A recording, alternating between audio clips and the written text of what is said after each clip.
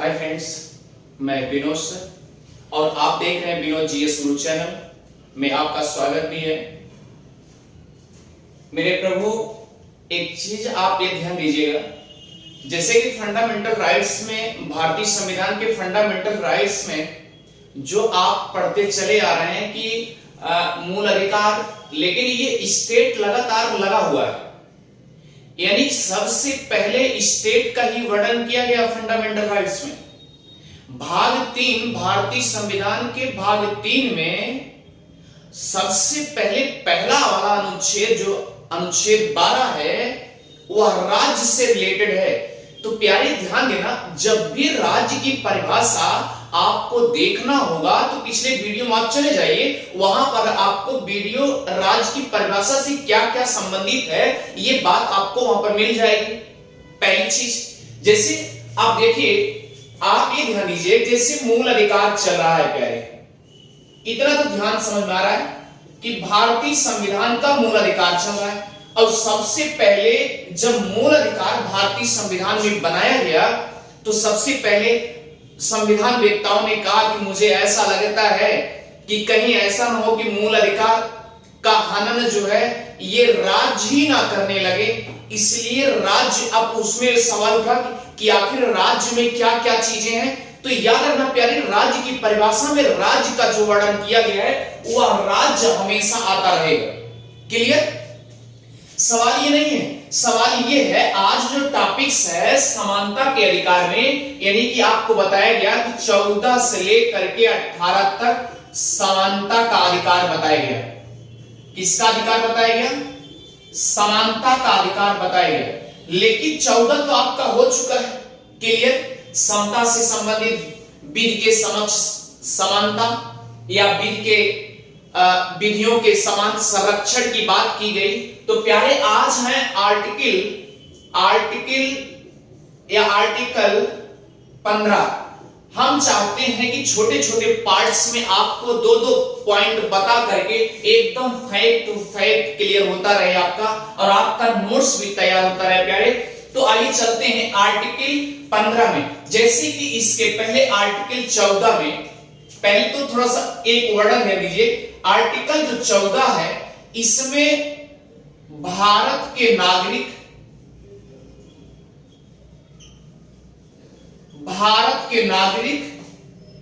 और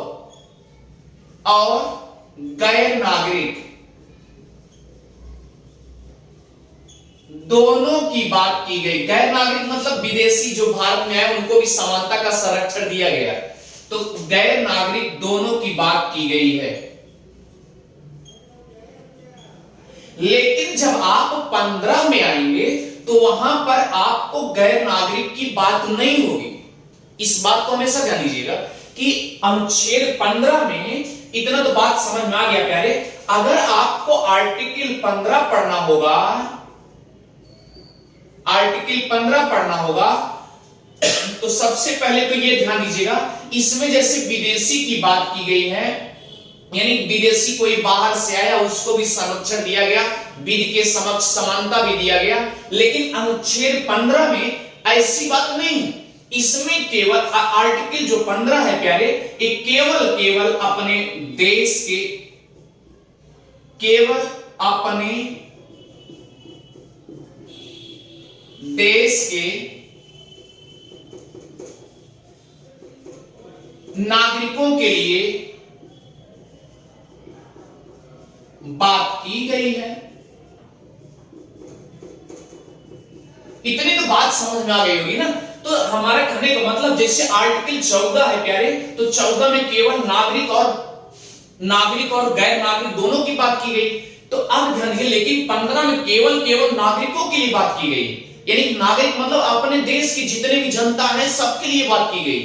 तो आइए चलते हैं। अब ध्यान देने योग्य बात है कि आर्टिकल 15 में छोटे छोटे पार्ट्स में 2 पार्ट्स बनाएंगे। अच्छे से दोनों पार्ट्स आप नोट्स बनाते रहिए, फैक्ट टू फैक्ट, या केस कहां रहा, कैसे मुद्दा उठा, क्या बात थी, ये सारी की सारी बातें यहां इस पे अपलोड हो जाएंगे वीडियो में, आप देखते रहिए प्यारे।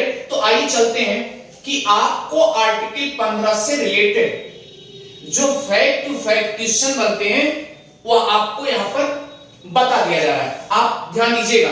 अब आइए चलते हैं आर्टिकल 15। आर्टिकल 15 में सबसे पहले तो ध्यान दीजिए, ये नागरिकों की बात की गई। इसमें नागरिकों की बात की गई। अगर नागरिक की बात आ जाए इसका मतलब समझ लेना कि अपने भारत की जितनी जनता है, यानी सभी जनता, एक एक व्यक्ति जो है नागरिक है, भारत का नागरिक है। तो प्यारे ध्यान देना, इसका मतलब कि भारत में जितनी जनता है सबके लिए ये बात करता है। तो अब ये अनुच्छेद 15 में क्या कहा गया? कहा गया कि मूल, या पहले चलिए आगे चलते हैं, धर्म, जाति, लिंग, धर्म, जाति, लिंग और जन्म स्थान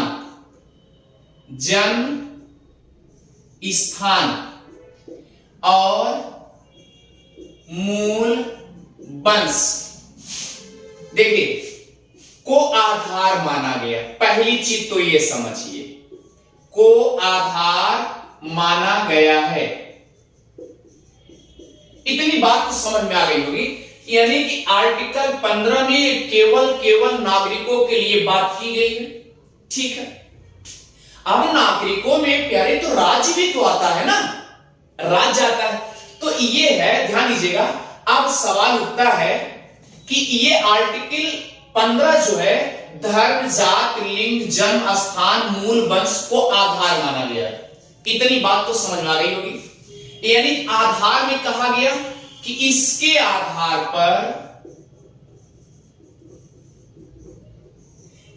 आधार पे कोई विभेद नहीं किया जाएगा, या कोई भेदभाव नहीं करेंगे। तो ये इतनी बात आर्टिकल 15 में कह दी गई है। इतनी बात कह दी गई कि धर्म, जात, लिंग, जन्मस्थान, मूल वंश को आधार माना गया। लेकिन याद रखना, इसके पहले एक वर्ड लिखा गया है, केवल। इसका मतलब यह है कि केवल धर्म पर, जाति पर, लिंग पर और जन्म स्थान पर, मूल वंश पर, इनमें कोई भेदभाव नहीं किया जाएगा। इसको आधार मान करके कि बताए इसमें कोई भेदभाव अगर करता है तो ये समझ लेना मूल अधिकार का हनन कर रहा है। उसके साथ समानता की बात नहीं की जा रही है। तो आइए प्यारे आगे चलते हैं। सीधी बात है। अब 15A, ध्यान दीजिएगा, 15(1) में एक बात कही गई है। ये राज्य, सबसे पहले राज्य के लिए कहा गया है। ये कहा गया कि मान लीजिए इसी को आधार मान करके, ये केवल, ध्यान दीजिए, केवल इसी को आधार कर मान किया जा रहा है। राज्य, जैसे जब मूल अधिकार की बात की जा रही थी, मैंने बार बार कहा कि पिछले भी वीडियो में ये कहा कि जब मूल अधिकार की बात की जा रही थी, संविधान वेत्ताओं को ये लगा कि कहीं ऐसा ना हो कि ये राज्य हमारा हनन न करना शुरू कर दे, यानी हनन करने लगे। तो इसीलिए राज्य में क्या क्या आया, तो सबसे पहले वो राज्य छोड़ नहीं रहा, तो राज्य सबसे पहले, यानी राज्य भी, ध्यान दीजिए, राज्य भी किसी पब्लिक के लिए या किसी नागरिक के लिए या किसी नागरिक को, ध्यान दीजिएगा, धर्म, जाति, लिंग, क्या नाम है, जन्म स्थान और मूल वंश, किस राज्य किसी नागरिक को धर्म, जाति, लिंग, जन्म स्थान और मूल वंश के साथ भेदभाव नहीं करेगा। आप भैया ध्यान दीजिएगा, ये राज्य 15(1) में राज्य के लिए केवल निर्देशित किया गया कि राज्य में क्या क्या आता है, ये तो बात आपको बता दी गई। और ये भी बता दिया गया किसी नागरिक को यानी भारत के जितने नागरिक हैं, राज्य कोई कानून बनाएगा, कोई विधि बनाएगा, कोई भी नियम लागू करेगा, तो सबको ये इसके पहले बताया गया, क्योंकि भैया 15 भी तो समानता का अधिकार आता है, और जब 15 का समानता का अधिकार आता है तो ये भी समानता है ना। तो प्यारे ध्यान देना, यानी कि राज्य भी अगर मान लीजिए कोई नौकरी निकालती है, कोई नौकरी निकाली, कहीं प्लेसेस कोई स्थान की बात आती, किसी को बैठाना, कहां उच्च पद पे बैठाना, ऐसा कुछ ना सोच करके, यानी कि ये ध्यान दे, केवल धर्म और जात, लिंग, जन्मस्थान और मूल वंश के साथ भेदभाव नहीं करेगा। इसका मतलब केवल इन्हीं के लिए बात की गई, यानी केवल इसी में। अब इसके अलावा अगर इसका मतलब यह है कि भाषा के आधार पर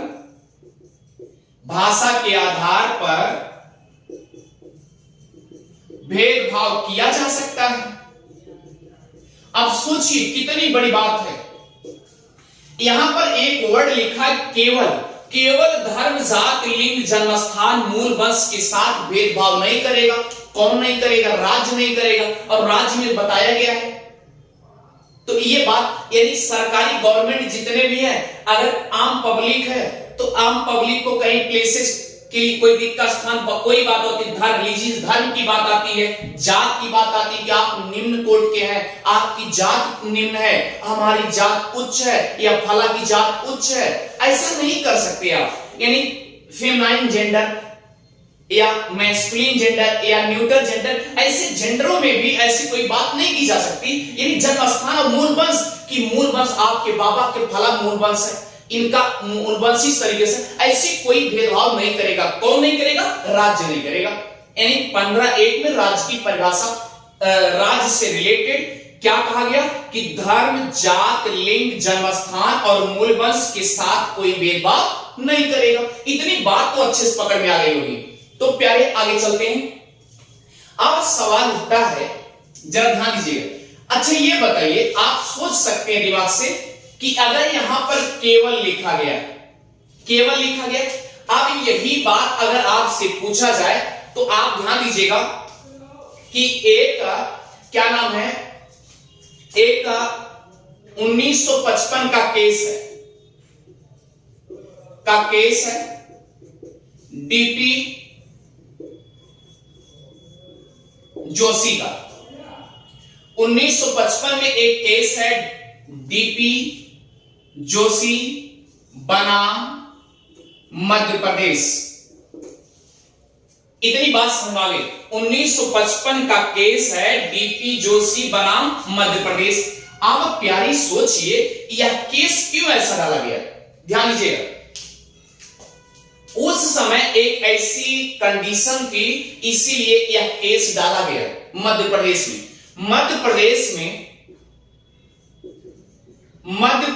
में प्यारे मेडिकल छात्रों के लिए, यानी मध्य प्रदेश की सरकार ने क्या कहा कि हमारे राज्य में जितने छात्र हैं उनको निःशुल्क शिक्षा दी जाएगी, यानी शुल्क कम लिया जाएगा। यहां तक बात करी गई, क्योंकि आप यहां निःशुल्क नहीं, निःशुल्क वाली बात छोड़ दीजिए, कहने का मतलब मेडिकल छात्रों में उनसे कम फीस ली जाएगी, ये बात कर दिया गया। और अगर दूसरे राज्य का छात्र कोई वहां पर पढ़ने जाएगा तो क्या होगा? उससे अधिक चार्ज लिया जाएगा। तो यही मैटर है। 1955 का जो केस है, डीपी जोशी बनाम मध्य प्रदेश का, यही केस है। अब प्यारे ध्यान दीजिएगा, जिसमें सुप्रीम कोर्ट ने आदेश दिया 334 आदेश दे दिया प्यारे। अब सुप्रीम कोर्ट ने आदेश दे दिया कि नहीं, ऐसी यानी धर्म और जात, लिंग, जन्मस्थान, मूल वंश के साथ साथ कोई भेदभाव नहीं करेगा। ठीक है प्यारे, तो ये अब इस फैसले में क्या आया? इस फैसले में ये आया कि ये जो जन्म स्थान है उससे भेदभाव नहीं किया जा रहा है। बल्कि बल्कि स्थान सॉरी उसके क्या नाम है निवास से हम भेदभाव कर रहे हैं। तो इस फैसले में इसका निर्णय यही आया था। तो प्यारे ध्यान दीजिएगा, राज्य किसी नागरिक को केवल धर्म, जात, लिंग, जन्मस्थान, मूल वंश के साथ साथ भेदभाव नहीं करेगा। इतनी बात समझ में आई। इसका मतलब भाषा और निवास के आधार पर भेदभाव किया जा सकता है। तो इस फैसले में जो आया, तो ये आपको पकड़ में आ गया होगा कि पहले जो 15(1) में बात की गई वह स्टेट पे लागू किया गया। और स्टेट क्या है, स्टेट में जो भी लागू किया गया, आप अनुच्छेद 12 को आप अच्छे तरीके से समझेंगे तो आपको पकड़ में आ जाएगा। प्यारे अब चलते हैं, अब 15(2) की बात चलते हैं। जब 15(2) की बात आई, आर्टिकल 15(2), आप ध्यान देना प्यारे, इसमें जो है, इसमें राज्य और नागरिक दोनों के लिए बात की गई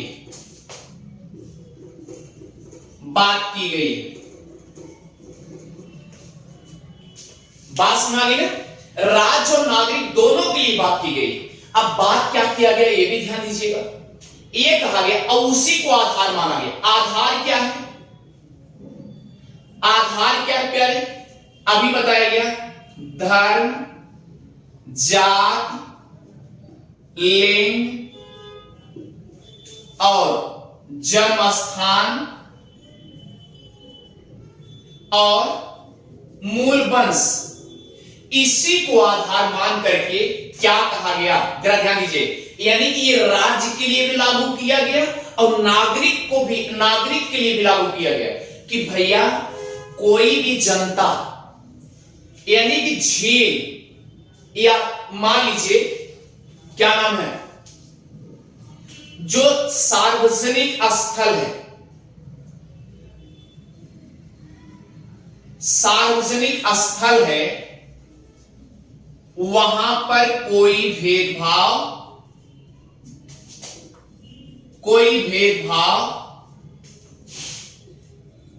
नहीं करेगा।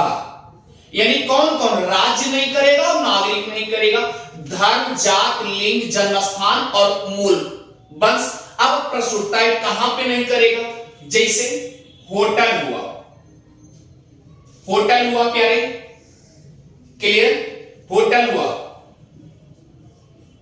मंदिर हुआ,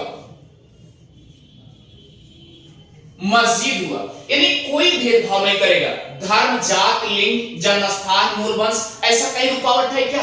अब मान लो झील देखना चाह रहा है, झील के आसपास कोई पर्वत देखना चाह रहा है, क्लियर। इस तरीके से कहने का मतलब कि अगर जो सार्वजनिक, लेकिन हां अगर गवर्नमेंटेड प्राइवेट होगा प्यारे, जैसे अगर कहीं परमाणु परीक्षण चल रहा है, प्यारे ध्यान दीजिएगा, परमाणु अगर परीक्षण चल रहा है तो वहां पर नहीं जा सकते, वहां पर, लेकिन धर्म, जात, लिंग, जन्मस्थान, मूल वंश के आधार पर नहीं वंचित किया जाता है।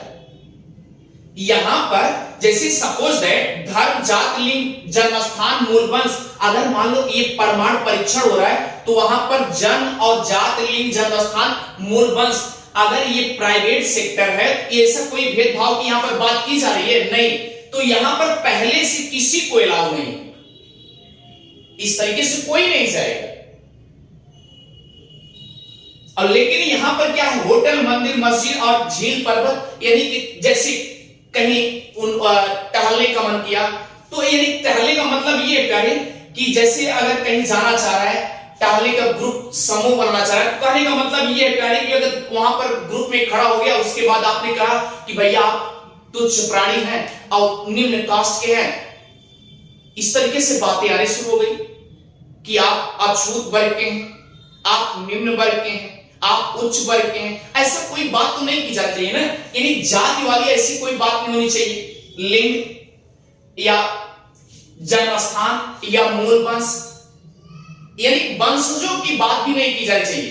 कहने का मतलब ये भेदभाव नहीं करेगा।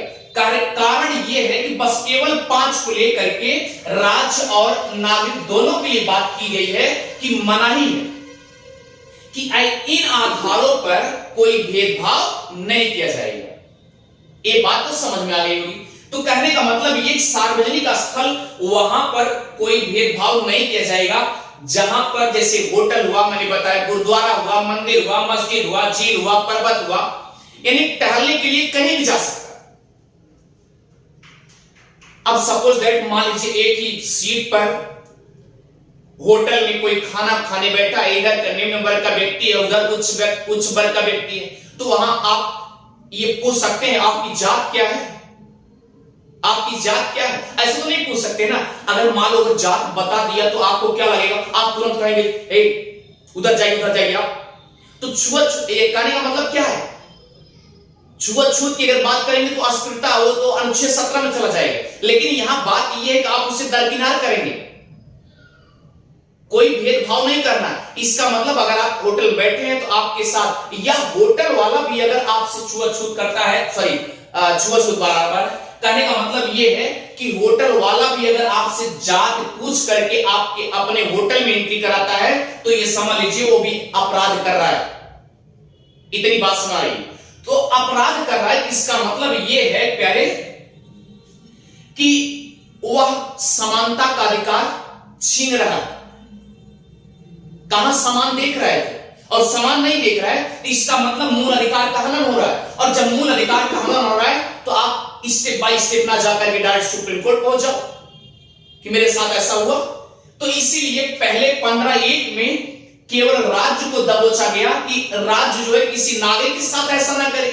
और फिर उसके बाद बताया गया कि 15(2) में बता दिया गया कि राज्य और नागरिक दोनों जो हैं उसी आधार पे किसी व्यक्ति के साथ ऐसा ना करें, भेदभाव ना करें, उसी आधार को मान करके। इतनी बात तो समझ में आ गई होगी। लेकिन प्यारे एक चीज ध्यान देना, जैसे अब हमने आपको बताया प्राइवेट सेक्टर में जैसे बता दिया गया भैया यहां पर जन्म स्थान, धर्म, जात, लिंग, मूल वंश, ये सब परमाणु परीक्षण हो रहा तो वहां तब भी तो पूछा नहीं गया है ना।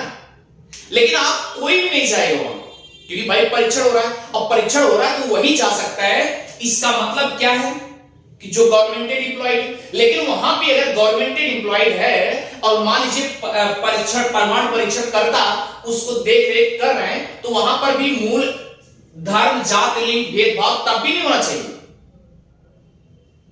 यही मना ही कर रहा है, यही 15(2) में एक बात कही गई। तो इतनी बात तो समझ में आ गई होगी। अब देखिए प्यारे, ये रहा 15(2) का आर्टिकल, क्लियर हो गया। यानी कि कभी भी कहीं आप किसी को मना नहीं कर सकते, अर्थात भेदभाव नहीं कर सकते। अब देखिए प्यारे, अब सवाल यह है कि 15(3) क्या है। 15(3) में यह कहा गया प्यारे, जैसे सबको समानता की बात, क्योंकि 14 से लेकर 18 तक पूरा समानता चलेगा। तो अब जब 15(3) की बात आई तो यहां पर तो सभी व्यक्ति समान है ना, सभी व्यक्ति समान है। और ध्यान देना, अब 15 में क्या बात कही गई कि मूल, वंश, जात, धर्म, ध्यान देना प्यारे, मूल, वंश, जात, धर्म, लिंग और जन्म स्थान। तो प्यारे एक चीज सोचो, ध्यान देना, अब ये आगे से 15(3) से राज्य जो है, राज्य में क्या क्या आता है ये तो ध्यान देना पड़ेगा आपको। राज्य जो है ये कुछ आरक्षण देने की बात है, विशेष आरक्षण दे सकता है, तब वहां पर 15(3) जो है प्रॉब्लम नहीं खड़ी कर सकता। सॉरी, 15 अनुच्छेद 15 जो है दिक्कत नहीं कर सकता। ये क्या करेगा प्यारे, यानी महिलाओं के लिए आरक्षण। आपको ये पता होगा कि महिलाएं विशेष रूप से बेचारे परेशान होते हैं, और बच्चों के लिए बच्चों के लिए शिक्षा का विशेष प्रावधान। तो प्यारे ध्यान देना, ये अपवाद के रूप में है, अर्थात समानता का एक अपवाद हो जाता है। तो इसमें जो है ये 15 मूल वंश, जाति, धर्म, लिंग, जन्मस्थान, ये इसका रुकावट नहीं कर सकता। इसका मतलब महिलाओं के लिए आरक्षण प्राप्त है और बच्चों के लिए शिक्षा का विशेष प्रावधान है, और ये 15(3) में ये बात कही गई। ये एक अपवाद के रूप में। तो प्यारे, अगर आपको अच्छे से समझ में आ रहा है तो ध्यान देना, विनोद जीएस गुरु चैनल को आप सब्सक्राइब करना ना भूलें और शेयर भी करना ना भूलें। थैंक यू प्यारे। और हम चाह रहे हैं 3 स्टेप जो करेंटली कंटेंट आए हुए हैं, संशोधन जो हुए हैं आरक्षण को लेकर के, ये बात समझ आगे नेक्स्ट वीडियो में आपको अपलोड कर दिया जाएगा। हम चाहते हैं छोटे छोटे वीडियो में आपको सीक्वेंस वाइज आपको डालते रहें और आप समझते रहें, लेकिन हम भी चाहते हैं कि संविधान के अलावा ज्योग्राफी भी आपका वीडियो अपलोड करते रहें। लेकिन क्या है, मिक्स हो जाएगा, इसलिए मैं केवल ज्योग्राफी पहले मूल अधिकार खत्म कर दें, उसके बाद फिर नेक्स्ट वीडियो आपको ज्योग्राफी से मिलेगा, हिस्ट्री से मिलेगा। थैंक यू प्यारे। और अगर आपको समझ में आ रहा है तो विनोद जीएस गुरु चैनल को सब्सक्राइब करना ना भूलें, श्योर और शेयर भी करते रहिएगा। Thank you.